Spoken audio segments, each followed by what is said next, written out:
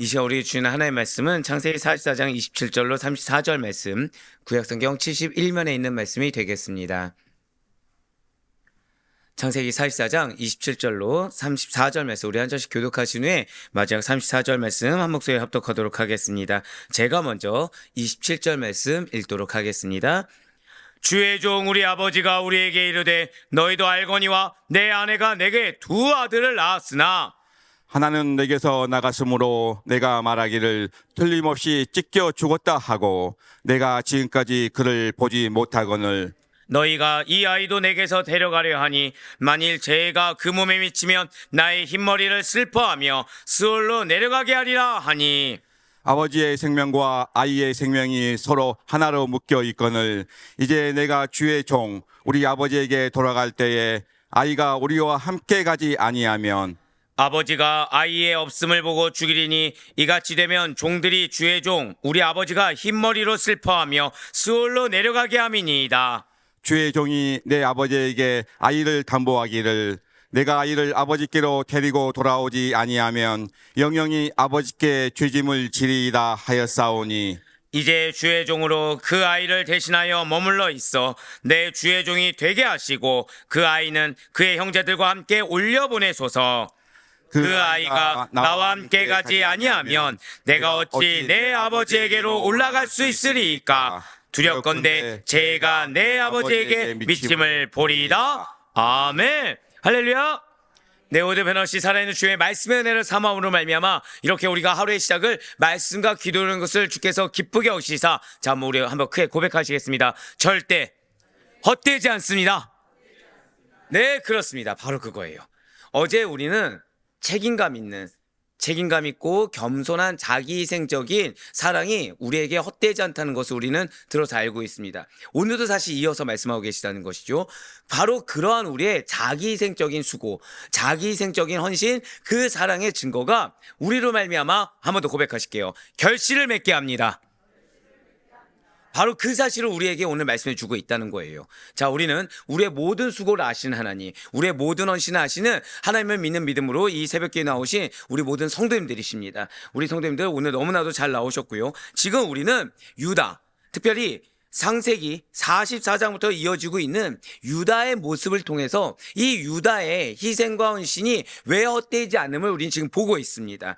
네, 지금 오늘 본문 특별히 그 가운데서 창세기 44장 27절부터 34절까지의 말씀은 베냐민을 구하기 위한 유다의 간절한 호소를 담은 내용이고 어제 이어지는 내용이 된다라는 것이죠. 그렇습니다. 지금 형제 간의 우애가 얼마나 회복되었는지를 시험해 보려고 한 요셉인데 이 요셉의 마음을 크게 감동시킨 자는 유다입니다. 그리하여 지금까지 계속해서 진행되고 있었던 형제들에 대한 시험에 대해서 종지부를 찍게 만든 것은 다른 것이 아니라 베냐민을 위한 유다의 감동적인 탄원 장면이요, 그것이 바로 오늘의 모습이 된다는 것이죠. 특별히 오늘 본문 가운데 자기를 희생하면서까지라도 베냐민의 구원을 위해 호소하고 있는 이 유다의 모습은 죄인의 구원을 위해서 당신의 몸을 희생시킨 예수 그리스도의 중보 사역을 자연스럽게 영산시키는 모습이다라고 어제부터 이어서 계속해서 말씀해 주고 있어요. 그리고 이것은 형제에 대한, 지체에 대한 고백하시겠습니다. 성도의 마땅한 도리, 바로 그것을 지금 제시해주고 있다는 것이죠. 자, 이러한 본문 가운데 오늘 말씀 가운데서도 창세기 44장 27절에서 32절까지의 말씀은 유다가 이 베냐민을 데려가지 아니하면 아버지 야곱의 생명이 위태롭다라고 호소하는 것으로서 동생 대신에 희생을 자처한 유다의 애절함이 담겨 있는 것입니다. 자, 먼저 27절부터 32절까지의 말씀 좀 길지만 한번 먼저 보도록 하시겠습니다.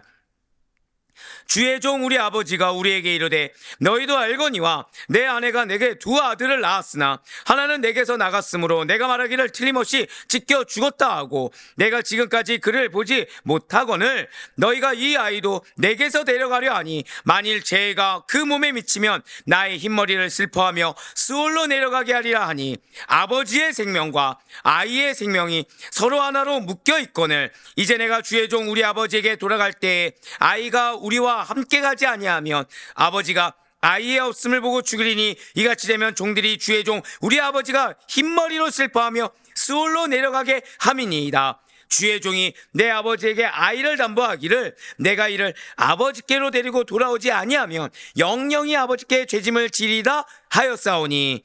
아멘. 지금 이 말씀을 좀 중간에 자를 수도 없는 게 이것이 전부 다 지금 유다의 탄원이다 보니까 중간에 이걸 커트할 수가 없습니다. 근데 그 가운데서도 지금 중요한 것은 30절과 31절 말씀을 통해서 유다는 지금 베냐민이 고향으로 돌아가지 못하면 아버지 야곱이 죽게 될 것이다 라고 이야기하고 있어요. 그 이유가 무엇입니까? 베냐민의 생명과 아버지 야곱의 생명이 서로 결탁되어 있다는 거죠. 서로 묶여 있다는 것입니다. 그래서 야곱의 생명을 위해서도 지금 요셉이 보지 못한 아버지의 모습, 그 생명을 위해서라도 베냐민을 석방해 주기를 탄원하고 있다는 거예요. 우리를 풀어주기 위해서 석방해 달라는 것이 아닙니다.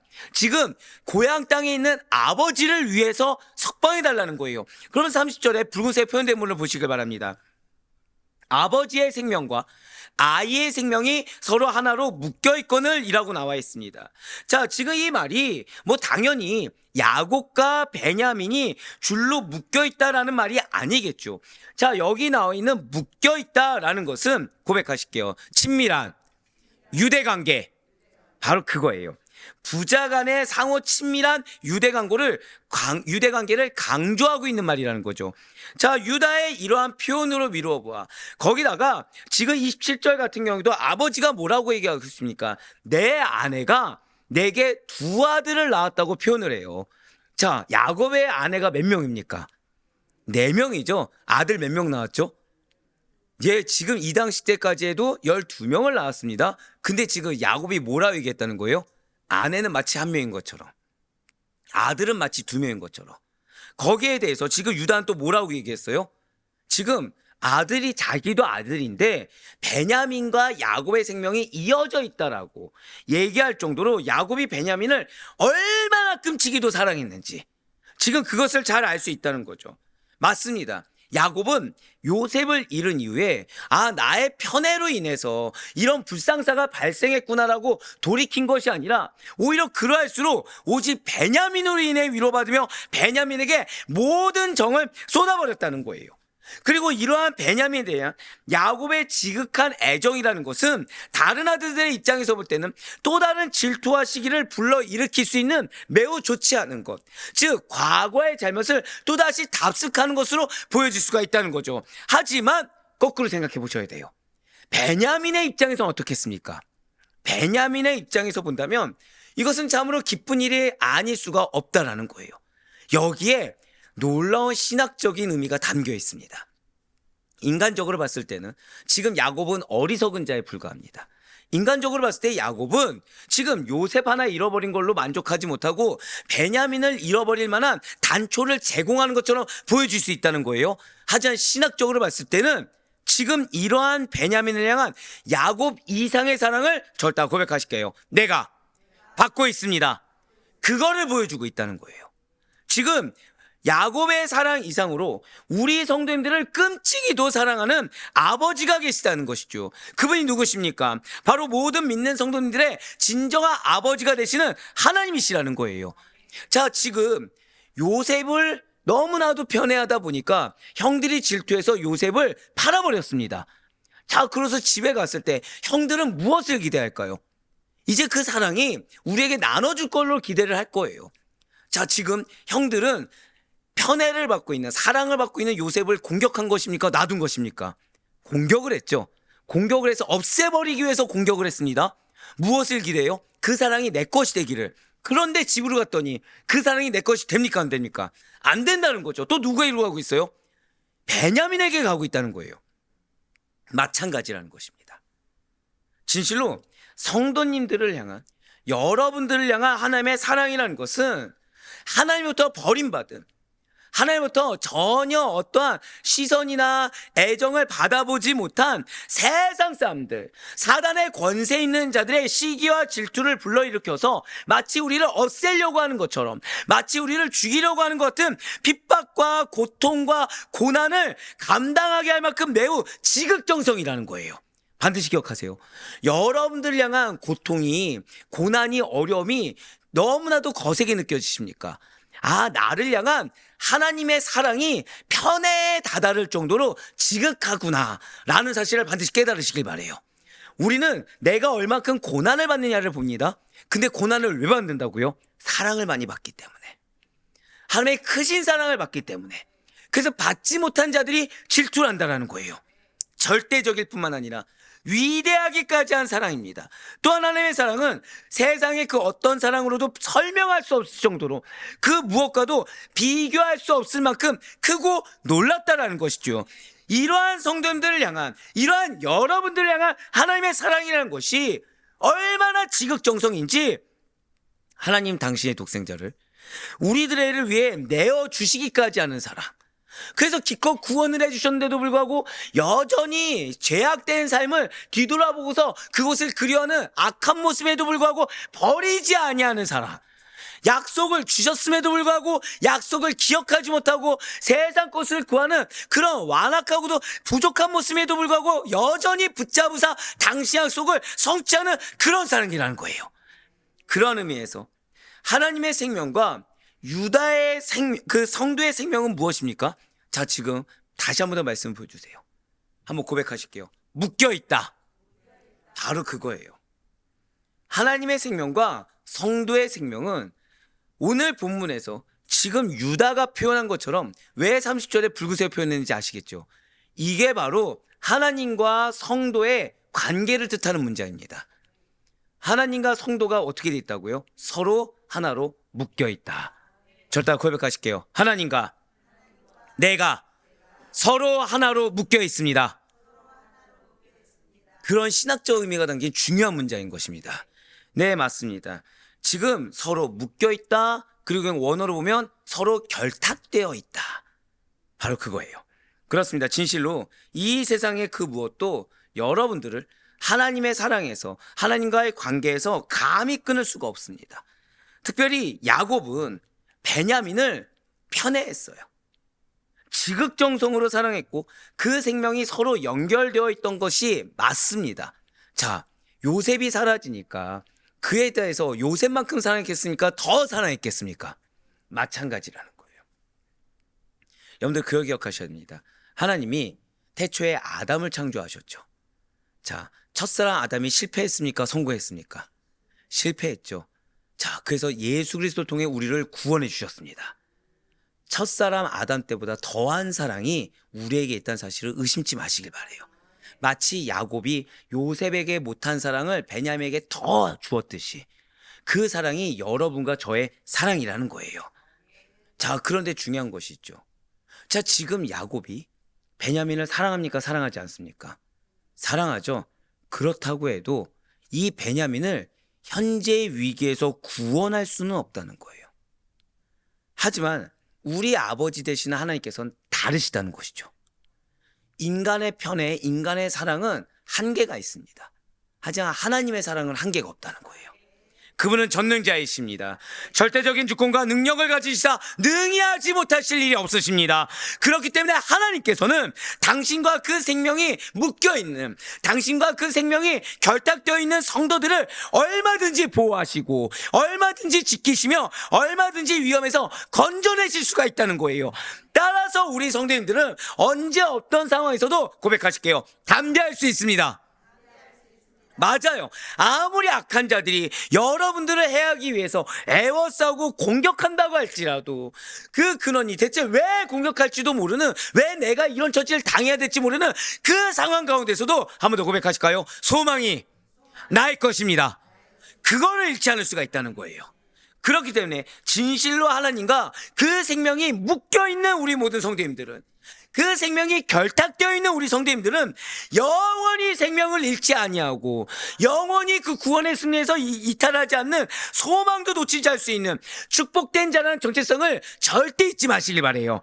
그러면서 이제 창세기 44장 34절과 34절의 말씀을 보도록 하시겠습니다. 이제 주의 종으로 그 아이를 대신하여 머물러 있어 내 주의 종이 되게 하시고 그 아이는 그의 형제들과 함께 올려보내소서. 그 아이가 나와 함께 가지 아니하면 내가 어찌 내 아버지에게로 올라갈 수 있으리까? 두렵건대 제가 내 아버지에게 미침을 보리이다. 아멘. 자, 32절까지는 핵심 포인트가 무엇이에요? 하나님과 여러분들이 묶여 있다는 거. 그럼 그 묶여 있는 우리가 어떤 모습으로 살아야 되는지가 보여지는 겁니다. 34절과 34절 무엇이라고요? 고백하실게요. 성도의 자세. 성도의 자세입니다. 자, 지금 베냐민의 석방을 호소하던 유다였습니다. 마침내 지금 어느 정도까지 나왔습니까? 유다 스스로가 이 베냐민을 대신해서 애굽 총리의 종이 되겠다라고 선포하고 있어요. 지금 유다는 자기를 희생시켜서라도 아버지 야곱이 사랑했던 베냐민을 구하고자 한 것입니다. 우린 이걸 어제 이미 들었죠. 이러한 유다의 어떤 정신입니까? 자기희생 정신. 자기희생 정신은 죄인을 대신하여 자신을 십자가에서 희생시킨 예수 그리스도의 대속사역을 예표하는 것이라고 어제 말씀을 드렸어요. 요즘은 찾아보기가 어려운 이 빛나는 형제를 보여준 것이 지금의 유다의 모습이라는 거죠. 자, 여기서 이제 중요한 것이 있습니다. 이미 어제 말씀을 드렸죠. 유다가 지금 어떻게 하고 있습니까? 겸손한 자기희생적인 헌신, 자기희생적인 사랑을 증명해 보인다고 했어요. 고백하실게요. 반드시 결과가 있습니다. 그걸 보여주고 있어요. 그렇습니다. 유다의 이러한 겸손한 자기희생적인 뜨거운 형제 사랑이라는 것이 베냐민을 구할 수가 있었겠습니까? 있다는 거예요. 여러분들이 자기희생하는 거, 여러분들이 나를 위한 희생이 아니라, 나를 드러내는 희생이 아니라 겸손하게 영혼을 위해서, 겸손하게 나에게 붙여준 그 공동체를 위해서 희생하는 그 결단과 선포는 헛되지 않다는 것이죠. 고백하실게요. 반드시 하나님께서 아시사 구원케 하십니다. 그거를 오늘 보여주고 있는 거예요. 유다의 자기 희생에 대한 결단과 선포는, 자, 여기서 중요한 것이 있습니다. 유다가 결단하고 선포했죠. 그래서 무엇이 되었습니까? 종이 되었습니까? 노예가 되었습니까? 죽었습니까? 끌려갔습니까? 절대 고백하실게요. 시험은 시험에 불과합니다. 이걸 잊지 마셔야 돼요. 하나님 우리의 믿음을 보신다는 것은 우리를 죽이고자 보는 것이 아닙니다. 하나님이 우리의 결단을 보는 것은 나를 죽이고자, 나를 정말 이렇게 절망 가운데 빠뜨리고자, 시험에 빠뜨리고자 주시는 것이 아니에요. 말 그대로 믿음을 보시는 거에 불과한 겁니다. 근데 이것을 많이 놓친다는 거예요. 마치 지금 이 순간에 내가 조금 희생하면은 내가 죽을 것처럼, 마치 지금 이 순간에 내가 나를 좀 내려놓으면 내가 평생 무시당할 것처럼 그렇게 착각하게 된다는 것이죠. 오늘 유다를 보셔야 돼요. 유다가 지금 얼마나 대단했습니까? 지금 유다의 자기 희생에 대한 결단과 선포는 베냐민과 온 가족의 생명까지도 구원하도록 만들었어요. 자, 이때 유다가 뭘 기대했습니까? 고백하실게요. 자기 희생은 기대하는 바가 없습니다. 없어요. 내가 희생한다는 거는 내가 이렇게 희생하면 누가 알아주겠지, 내가 이렇게 희생하면 이것이 얻어지겠지라는 걸 기대하는 바가 없습니다. 그냥 한 영혼을 위해서 내려놓는 거예요. 한 영혼을 위해서 드리는 겁니다. 여기에 대해서 내가 이미 이걸 계산하고 있다. 그럼 이건 이미 헛것이 됩니다. 그럼 하나님은 우리에게 또다시 무엇을 주세요? 또다시 믿음의 연단의 시험을 주시는 겁니다. 근데 오히려 그런 것이 없이 그냥 당연하게, 마땅하게, 겸손한, 그래서 어제 이미 이 오늘 응답의 결과 이전에 어제 계속해서 강조했던 것이 무엇이에요? 겸손입니다. 왜냐하면 응답의 결과라면 우린 겸손해질 수 있을까요? 결과를 기대할까요? 무조건 결과를 기대할 거거든요. 그렇기 때문에 가장 전제는 무엇입니까? 내가 없는 겸손함입니다. 내가 없는 자기 희생을 하나님께서는 요구하시는 거예요. 예, 맞습니다. 유다는 지금 나에 대해서 기대하는 게 없어요. 오직 바라는 건 무엇이죠? 베냐민의 구원. 나를 위해서도 아니죠. 누구를 위한 겁니까? 뒤에 나오지만 아버지를 위해서. 자, 지금 유다의 유익이 있습니까? 없습니까? 근데 우리가 놓치지 말아야 될 것이 있어요. 자, 지금 야곱은 아내를 몇 명이라 했습니까? 아들은 몇 명이라 했습니까? 지금 유다는 아들인가요? 아닌가요? 지금 유다의 입장에서는 아버지 야곱에 대한 섭섭함이 있겠습니까? 없겠습니까? 그것도 중요하지 않았어요. 그것도 중요하지 않았습니다. 내가 얼마나 상처가 있냐, 내가 얼마나 섭섭하냐, 이게 중요하지 않고 한 영혼을 위해서 그냥 드린 거예요. 한 영혼의 구원을 위해서 그냥 드린 겁니다. 계산이 없었어요. 아무런 계산 없이 드렸습니다. 그랬을 때, 아무런 계산 없이 결단하고 선포했을 때 구원이 이루어졌어요. 그러면 이러한 유다의 가문을 통해서 하나님은 어떤 상급을 주시든가요? 반드시 잊지 마세요. 내가 오히려 아무것도 안 바랬을 때 하나님은 내가 받을 수 없는 것을 허락해 주십니다. 우린 이미 잘 알고 있죠. 유다의 가문에서 온 인류를 구원하실 참된 중보자요 왕이신 메시아 예수 그리스도에서 나오시는 영광까지 얻게 됐다는 거예요. 이때 유다가 이걸 생각이나 할 수가 있었겠습니까? 아무도 생각을 못했겠죠. 아무것도 바라지 않았는데 오히려 더 큰 것을 얻었다는 거예요. 만약에 유다가 지금 다른 형제들처럼 나의 생명을 중요시 여기고 책임감이 아니라 나의 안위를 신경 쓰면서 나 홀로 그래도 살아야 되지 않겠냐라는 심보를 가지고 베냐민의 이 어려움을 내 일이 아니냐 모른 척했다고 한다면, 그리하여 베냐민을 애굽에 놔둘 채 고향으로 되돌아갔다고 한다면 과연 어떻게 되었겠습니까? 아버지 야곱의 책망과 함께 다시는 애굽에서 식량을 구할 수가 없었을 거예요. 자, 지금 이 고대 근동에서 식량을 구할 수 있는 유일한 곳이 어디입니까? 애굽이죠. 식량을 구할 수 있는 근거가 끊기는 거예요. 내 생명을 살리고자 하는데 누가 나를 죽이고 있는 거예요? 내가 나를 죽이고 있는 거예요. 내가 지금 나 하나 지금 이 위기를 벗어나 살아나보고자 하고 선택한 것이 결국 누구의 목숨줄을 지금 쥐고 있는 것입니까? 내 목숨줄을 내가 쥐고 있는 거예요. 예, 그리하여 아직 많이 남아있는 대육년의 기간 중에서 애굽으로 못 돌아가니까 결국 어떻게 되겠습니까? 나뿐만 아니라 온 가족이 다 굶어 죽고 말게 될 것이라는 거죠. 사랑하는 성도 여러분들, 오늘 반드시 기억하시기 바래요. 첫 번째 기억해야 될 것은 여러분과 하나님이 묶여 있다는 거. 그런데 거기에 더해서 반드시 오늘 기억해야 될 것은 나의 목숨을 없는 참된 생명의 길은, 내가 정말 승리하기 원하는 그 승리의 길은, 한번 고백하실게요. 나 자신을 겸손히 희생하는 것, 거기에 달려있다는 사실을 잊지 마시길 바래요.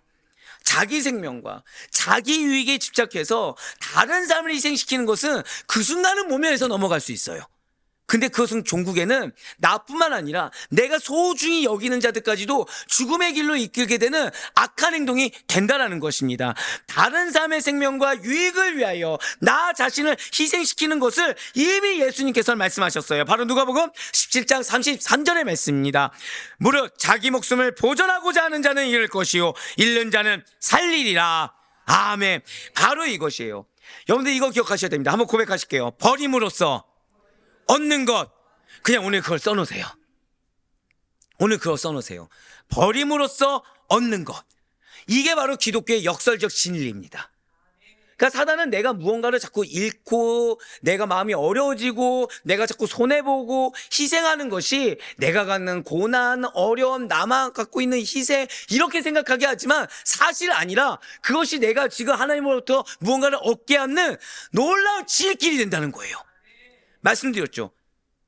믿음이 없는 자는 기회가 기회인 줄 모릅니다. 믿음이 없는 자는 지금이 은혜의 때고 지금 이 기회가, 왜 많이들 그런 얘기 하지 않습니까?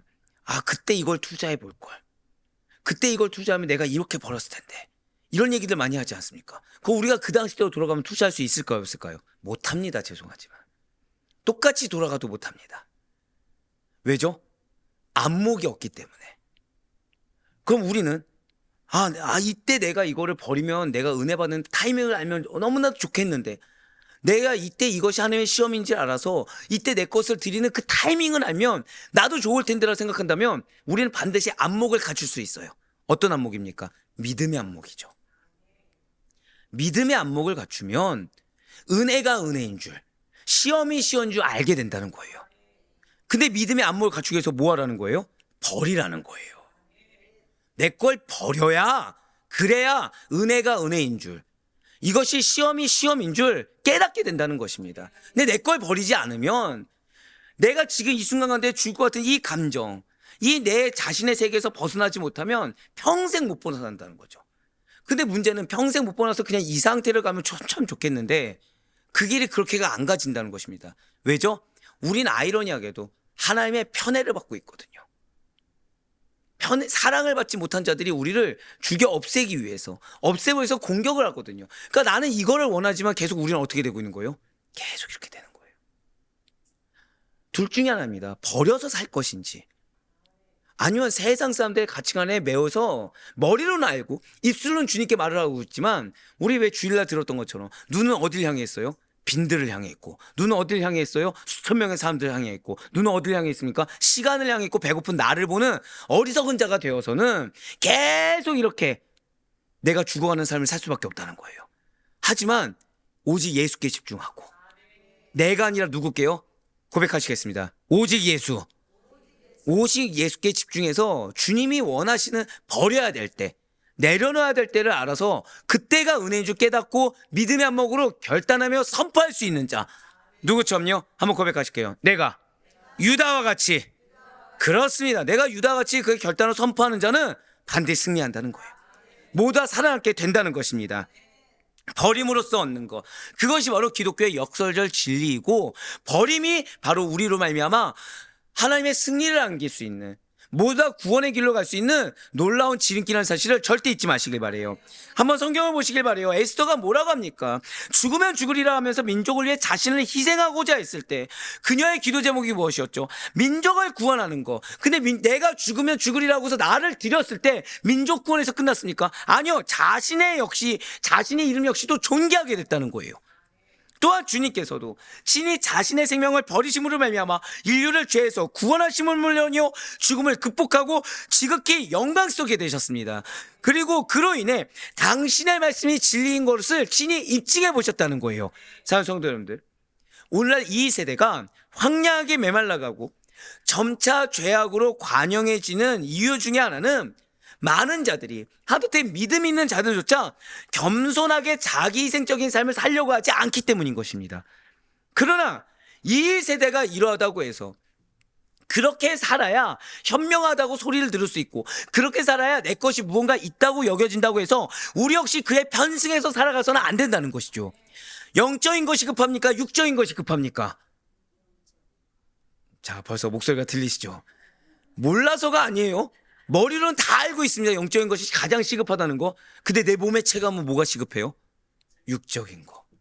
근데 주님 뭐라고 하세요? 그걸 버려야 된다는 거예요. 그래야 얻어진다는 겁니다. 우리는 희생하지 않으려고 하고 되도록이면 보다 많은 유익을 얻고자 하는 세상 풍조를 따라해서는 안 됩니다. 근데 여기서 우리 교회에 무서운 점이 나오죠. 자, 지금 여러분들의 사역지는 어디라고 누차 말씀드리고 있어요? 여러분들 가족 사랑하십니까? 안 사랑하십니까?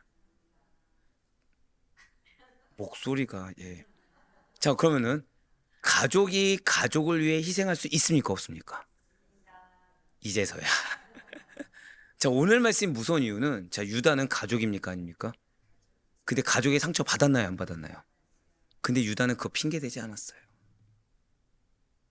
유다는 그거 핑계대지 않았습니다. 가족을 위해 자신을 희생했어요.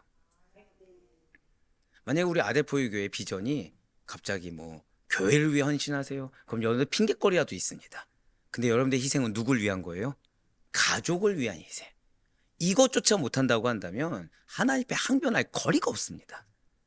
내가 내 부모, 내 배우자, 내 자녀 위해서 내가 조금 더 자존심이 꺾이고 내가 조금 더 감정이 어려워질 수 있고 내가 조금 더 고난을 당할 수 있고 핍박을 당할 수 있는 것을 내가 어렵다고 한순간 아, 주님, 내가 지금 유다를 제외한 나머지 형들과 똑같은 모습이군요라고 내가 스스로 증명하는 꼴이 된다는 거예요. 그래서 주님은 지금 정답을 알려주셨죠. 누굴 보라는 거예요? 고백하실게요. 유다를 보라는 거예요. 지금 유다 하나로 인해서 이들이 모두 다 구원을 얻었고 유다 하나로 인해서 이들이 모두 다 구원 얻는 것에 끝나지 않고 한 일가를 이루게 되었으며 이스라엘 12지파의 수장이 되지 않습니까? 거기에 따라서 그 한 사람 유다가 어떻게 되었습니까? 존귀와 영광을 얻게 된 걸 보라는 거예요. 그렇습니다. 그리스도인들은 형제와 이웃, 이 세상을 위해서 그리하여 궁극적으로 누구를 위해서 희생하는 겁니까? 그리스도를 위해서 나 자신을 희생하는 삶을 기꺼이 살아갈 수 있어야 됩니다. 이렇게 우리가 오직 하나님의 영광을 위해 그분께서 우리를 사랑하시고 신뢰하시사 주신 그 사명을 위해 그리하여 예수 그리스도의 그 선하신 뜻하심을 위해 겸손히 자기희생적인 삶을 살아간다고 한다면 여러분들의 가정은 반드시 주 예수 그리스도를 알고 믿음으로보다 축복되며 아름다운 가정이 될 것을 의심치 마시길 바래요. 우리 성도님들로 인해서 염대의 가족이 생명에 이를 뿐만 아니라 우리 또한 놀라운 영광의 자리에 이르게 될 것을 반드시 믿으시길 바랍니다. 지금 놓치지 말아야 될 것이 있어요. 지금 오늘 본문은 정확히 말씀드릴까요? 가족사입니다. 야곱의 가족의 이야기죠. 근데 뭐가 있어요? 대표성의 원리를 띠고 있죠.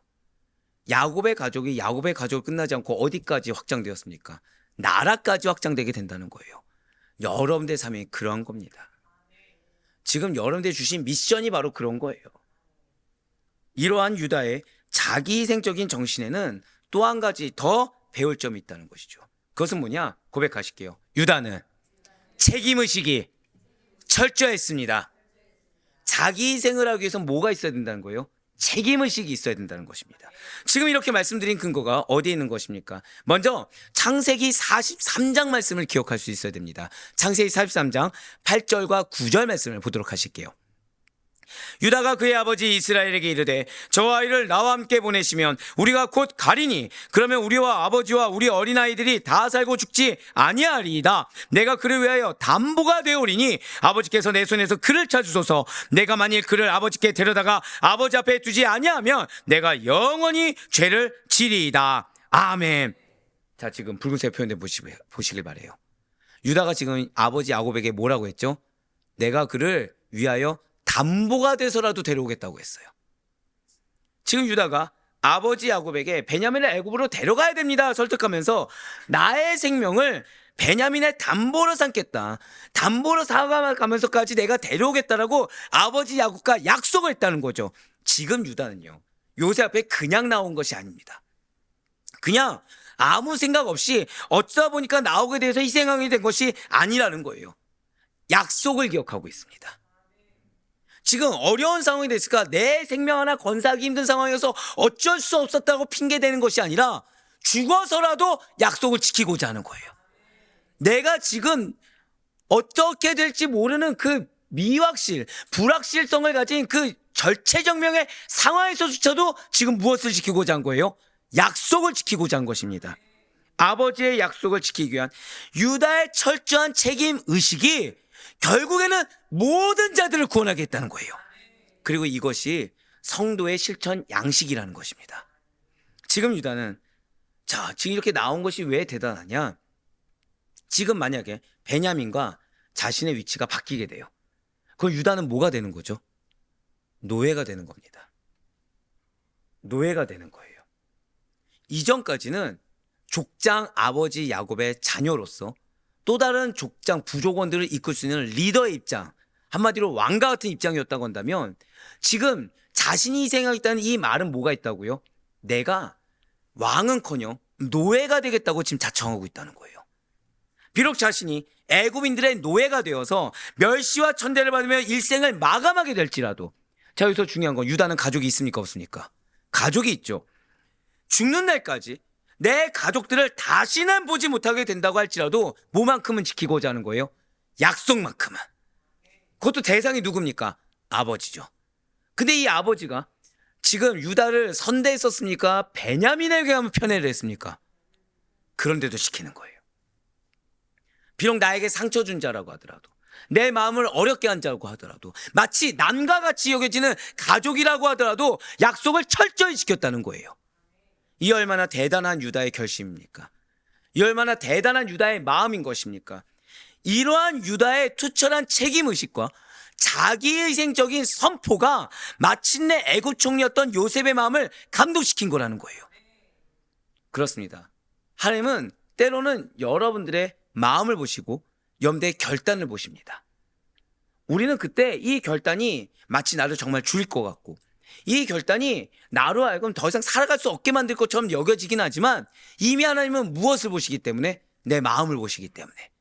이미 하나님은 내 의식이 세상적인 의식인지 이기적인 의식인지 아니면 책임감 있는 의식인지를 알기 때문에 고백하실게요. 기회를 주고 계십니다.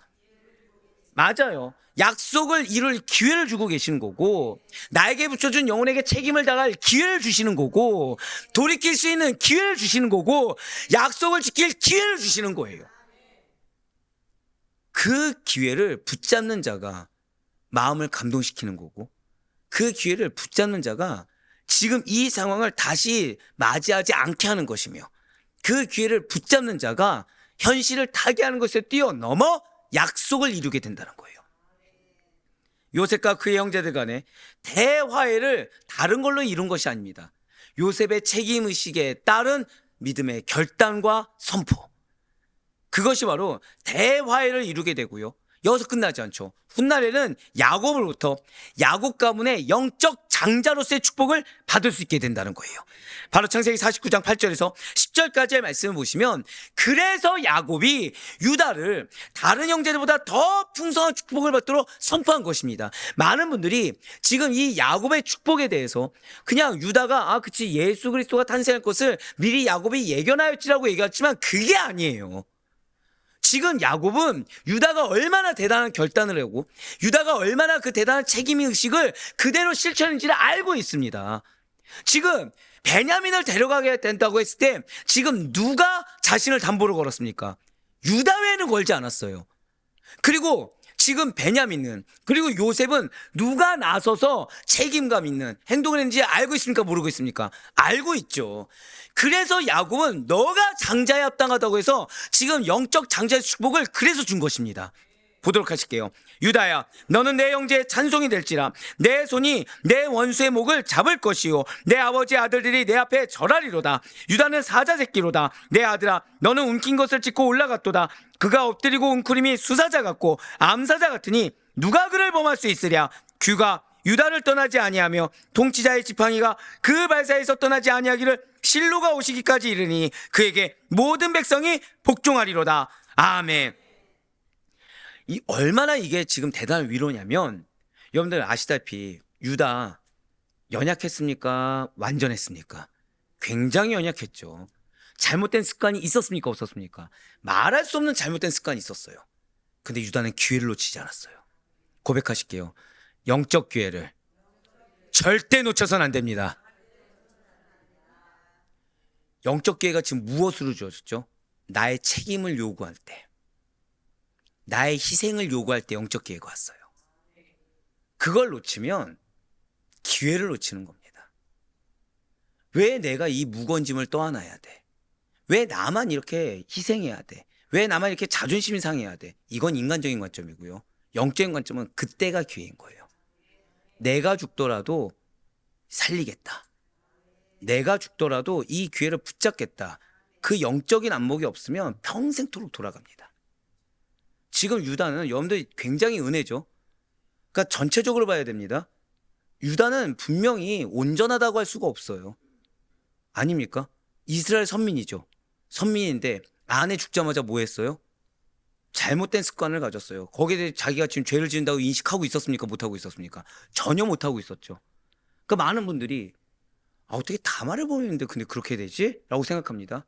이 본문이 그래서 중요한 거예요. 이 본문이 자기 희생한 겁니다. 약속을 철저히 지키는 책임의식이 있었던 것입니다. 어느 정도요? 나의 미래를 걸은 거죠. 내 미래가 지금 이 말대로 만약에 진짜 되면 미래가 뭐예요? 노예예요, 노예. 자기 가족 볼 수가 없습니다. 근데 그걸 희생을 자처했어요. 왜요? 내가 좋아하는 사람하고 약속도 아닙니다. 지금 아버지가 계속 말씀드렸죠. 유다를 봤습니까? 베냐민을 봤습니까? 그런데도, 상처가 있는데도, 사랑도 제대로 못 받았는데도, 근데도 약속을 지키고자 한 거예요. 그 순간만큼은 내가 이 약속 하나 지켜보겠다고 내 결단한 겁니다. 유다가 이렇게 놀라운 축복을 받은 거 결코 우연이 아닙니다. 그냥 우연히 예수 그리스도가 계보에 포함돼서 축복받은 게 결코 아니에요. 여러분들의 희생 헛되지 않습니다. 여러분들의 헌신이 헛되지 않습니다. 근데 정말 부탁드릴 것은 그걸 생각하지 마셔야 돼요. 내가 희생한다조차 생각하지 마셔야 됩니다. 그래야지 온전히 내 것이 돼요. 내가 헌신한다 생각하지 말아야 됩니다. 이 말 한마디, 제가 항상 드리는 말씀 있죠. 얼굴에서조차 은혜가 돼야 된다. 왜죠? 인식하지 않아야 은혜가 됩니다. 인식하면 나도 모르게서 나오는 말 한마디가 불평이 나오게 되고 불만이 나오게 되고 나의 희생이 나오게 되고 나의 헌신이 나오게 돼요. 이미 그 순간 끝나게 되는 거예요. 오늘 유다를 보세요. 절대 그런 거 나오지 않죠. 뭐만 있죠? 베냐민을 살리겠다밖에 없어요. 뭐만 있죠? 아버지 야곱을 생각하는 말 외에는 아무것도 없습니다. 가족에 대한 유다의 자기희생적이고 헌신적인 삶에 대한 하나님의 보상이었고, 믿는 자로서의 약속에 대한 철저한 책임감에 대한 상급이 바로 창세기 49장 8절부터 10절까지의 유다의 축복인 것입니다. 사랑하는 성도 여러분들, 반드시 잊지 마시길 바라요. 하나님께서 약속하게 하시고 하나님께서 사명을 주신 데는 이유가 있어요. 그래서 내 개인적인 판단이나 상황에 따라 좌지우지 되는 것이 아니라 나에게 주어진 책임을 끝까지 성실하게 완수하고자 할 때 하나님부터 반드시 축복을 받게 되는 것입니다.